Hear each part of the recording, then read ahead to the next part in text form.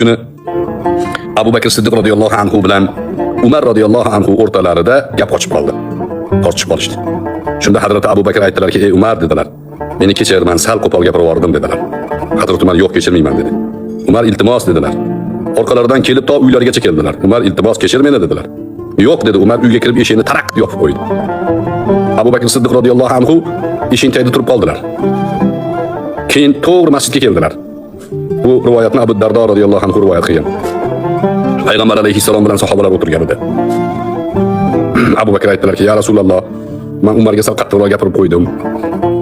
Keyin pushaymon qildim, nadomat qildim. Kelib, Umar kechir. Meni kechir desam kechirmadi, eshigini yopib oldi," dedilar. Payg'ambar alayhissalatu vassalom Abu Bakrga qarab, "Yaghfirullohu lak, yaghfirullohu lak, yaghfirullohu lak" deb 3 marta aytdilar. "Alloh seni kechiradi. Alloh seni kechiradi. Alloh seni kechiradi," dedilar. Ozgina fursatdan keyin Hazrat Umar radhiyallohu anhu ham qalblariga nadomat tushdi. U ham Payg'ambar alayhissalomning madrasasining talabasida. U ham pushaymon qildi. "Nimaga men shu ishni qildim?" dedi. Uydan chiqib Abu Bakr Siddiqning radhiyallohu anhu uylariga bordi. Uylariga borib, eshikni taqillatdi. Abu Bakr, "Hamma," dedilar, "shu yerdalar," dedilar. "Yo'q," deydi. Keyin masjidga keldilar. Masjidga kelsalar, masjidda hamma o'tiribdi. Abu Dardo aytdilar.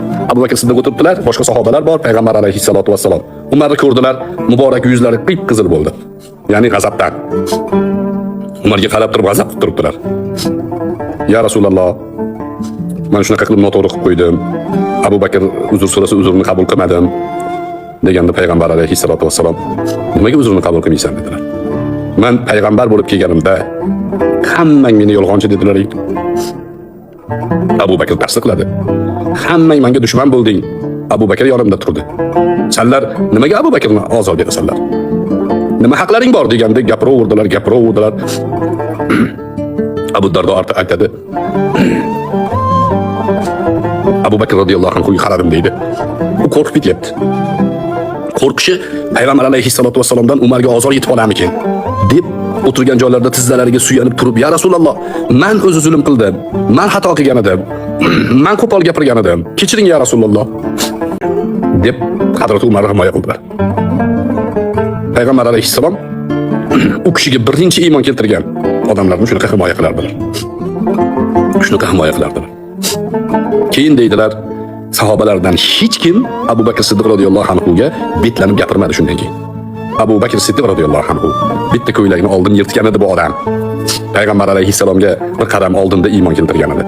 Umardek zotni qattiq deydilar. Bu misolni nima uchun keltiryapman? Qur'onni sizdan 2 oyat oldin o'qigan ustozi bor, yoshi ulug'roq odamlardan o'rganing.